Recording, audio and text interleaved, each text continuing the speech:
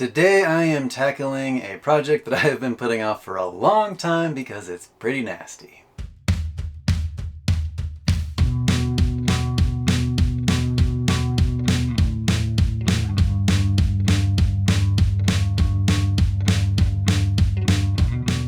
Today's the day I'm going to replace this toilet. It's been kind of a long time coming. The seal at the bottom began to leak some time ago, which basically just meant that the water wasn't staying in the bottom, it would drain out. And I knew that was kind of a nasty job because you had to stick your hand down in there and pull the seal out. So it was a really easy job to put off for a long time. There weren't any smells coming out, so it was fine for a while. Now the problem's gotten a lot worse. The lever that actually flushes everything, where it connects to the flapper valve at the bottom, has broken inside someplace, which made the toilet completely unusable. And it was going to be at least a few days before I could order a new one. So my fix in the meantime was to actually just pry the flapper valve open with a screwdriver, which means it was open all the time and made our bathroom smell really bad all the time. It kind of smells like a porta potty in here. So getting this replaced is really high on the priority list now, even though I really don't want to do it. Step one for this project was to figure out what model of toilet I actually had. There's supposed to be a little sticker on the back that tells you the model. I looked it up online, the sticker was gone. I did my best to try to figure out what it was. I knew it was a Dometic 300 series toilet, which there's several to choose from. I found online a Dometic 320, which is what I bought. And after getting it, I see they're just a little bit different, but the footprint is pretty much the same. I'm fairly confident it will go on here. I think this is actually a Dometic 310. And from what I've read about these toilets is they're nice, but there's not a lot of replacement parts available. I'm not totally positive that I ever got the right seal for this to begin with. I didn't actually do that, so I guess I don't have to worry about it now. The nice thing about getting an entire replacement is it's all factory assembled, all the seals are already in place, and this should, fingers crossed, this should be just a pretty easy replacement. There's 2 bolts on the floor and a water connection in the back. I should just be able to take those apart, pop the new toilet on here, and be in business. I hope it goes that smoothly. Looking at the instruction booklet, it's pretty straightforward. It gives me a list of tools. I got an 11mm and a 7/16 wrench that it said to have. I also went ahead and grabbed an adjustable wrench, a set of pliers, and a mallet. I don't think I'll need all that, but I've got it here just in case. From the diagrams in here, what I'm expecting to see is a flange at the bottom of this after I pull this toilet off. There's a seal on the base of this toilet that just mates onto that flange and 2 bolts that put it on. To get ready, I unpacked the new toilet. I set it in the shower here. I checked that all the seals and stuff were intact. It should be pretty much ready to go. I just need to go turn the water off and get started.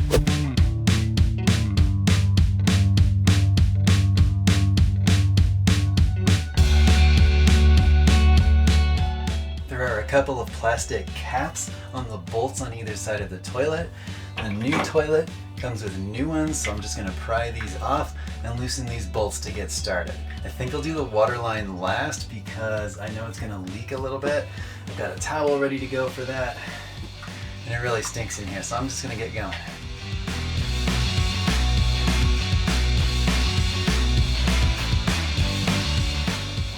The plastic caps came off really easy.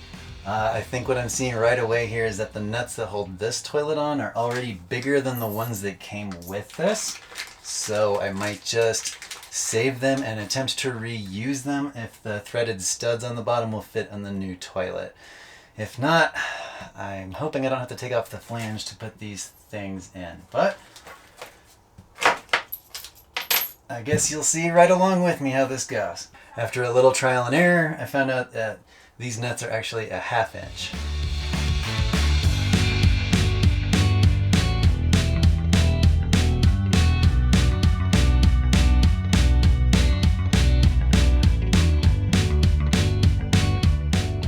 At this point, I think I'm ready to start pulling it off of the flange at the bottom. So now that the grossness factor is about to go up, it's time for some gloves.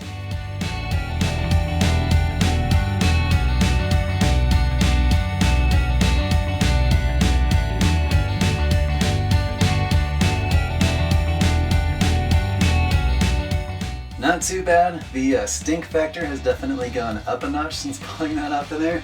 I can see now that the threaded studs just slide into the flange that is right here. They look like this. They have a little foot on them and then a threaded portion. So I'm going to grab both of them and I'm going to use the new hardware that came with the new toilet. I think I'm actually going to clean this up a little bit more. I got some spray. You can see some hard water or other, not really sure, deposits on there.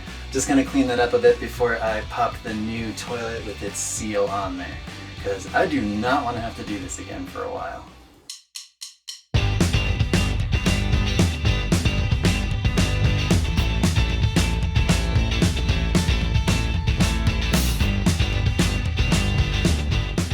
Okay, it's definitely on there. I'm going to get the new nuts with their washers, tighten this thing down, do a leak check, and hopefully I'm done.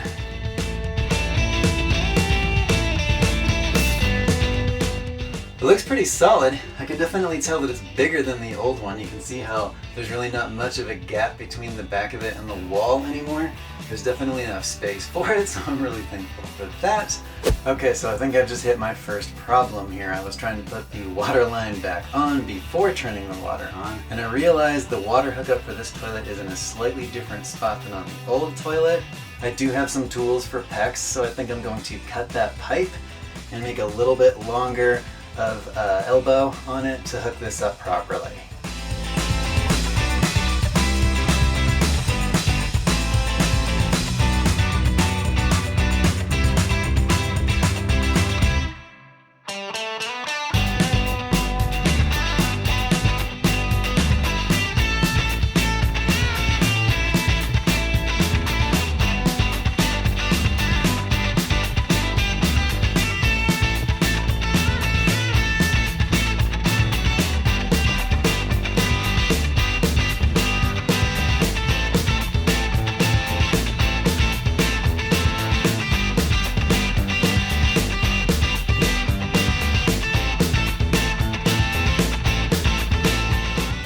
Alright, proudly sitting on my new throne here. I'm happy to say that everything works, there's no leaks coming out of anywhere, and I'm good to go. So, thanks for watching, see you all next time.